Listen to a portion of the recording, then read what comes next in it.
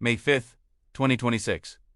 Right now, as you're watching this, something is quietly shifting in the global financial system. No emergency alerts, no viral headlines, no loud warnings on mainstream media.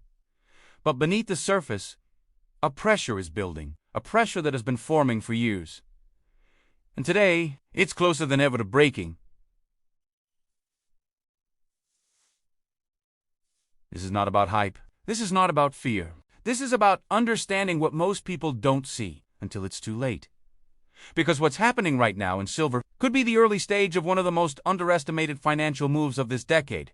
And if you ignore it, you may look back at this exact date, May 5th, 2026, as the moment you missed it. Welcome to Finance Theory. I'm Mr. Nomi, and on this channel, we break down the deeper side of money, markets, and strategy.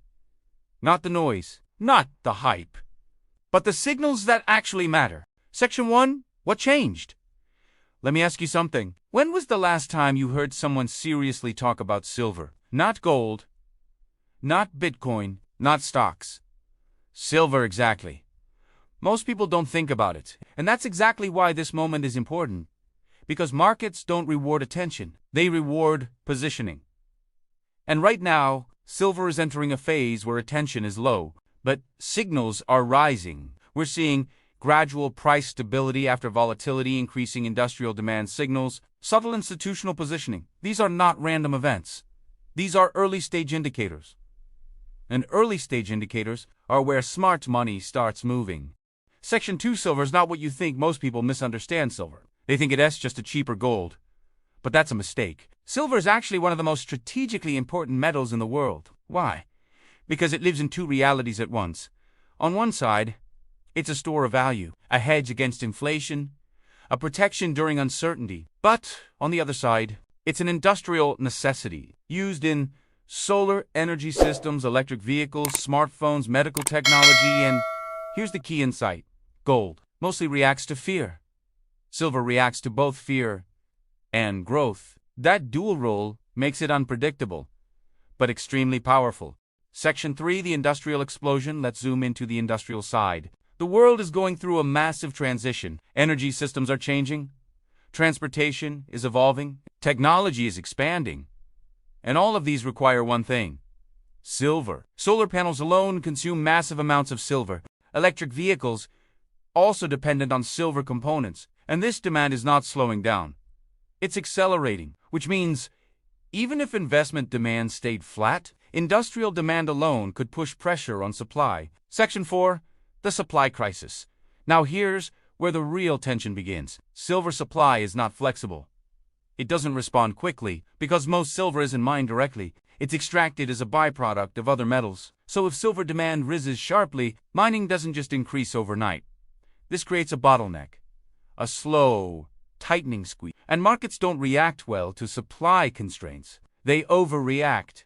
Section 5, human behavior in markets. Here's the psychological layer. Most investors move in cycles. 1 ignored 2 out 3. Except for Chase right now. Silver's in the ignore phase. And that's the phase where opportunity is highest. Because once it moves to accept, prices are already higher. And when it reaches Chase, that's when the crowd enters. Usually too late. Section 6. Follow the smart money institutions. Don't wait for confirmation. They act before it. Quietly, gradually, strategically. And when you analyze positioning trends, you start to notice something interesting.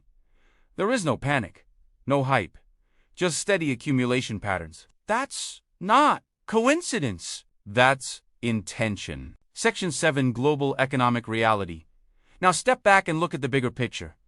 The global economy is under pressure. Debt levels are historically high, inflation is persistent currency, confidence is weakening, geopolitical risks are rising. These are conditions where hard assets become relevant again.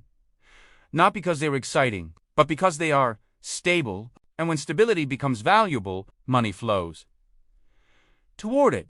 Section 8, the silver shock explained. The silver shock is not a headline event. It's a process, a buildup. It starts slowly. Demand rises, supply tightens, prices stabilize, then something shifts. Awareness spreads, media picks it up, retail investors enter, and suddenly, momentum takes over. This is where markets move the fastest. Not at the beginning, but when attention arrives. Section Novi. Why this date matters so? Why May 5th, 2026? Because this is a moment of alignment. Multiple factors are lining up. Industrial demand trends, supply limitations, investor positioning, global uncertainty individually. These don't mean much. But together, they create pressure. And pressure eventually leads to movement. Section 10, Strategic Thinking. This is not about predicting the future. It's about preparing for possibilities. Smart investors don't ask, what will happen? They ask, what if it happens? And then they position accordingly. That's the difference between reacting and being ready. Section 11, Final Message. One day, people will look back and say, there were signs, there were signals, but we didn't see them. And the truth is, they were there, just not obvious. So the question is not, will silver move? The question is, will you notice before everyone else does? If you found this valuable, make sure to like, subscribe, and stay connected with Finance Theory. Because here, we don't follow the noise. We follow the signals. I'm Mr. Nomi, and I'll see ya in the next one.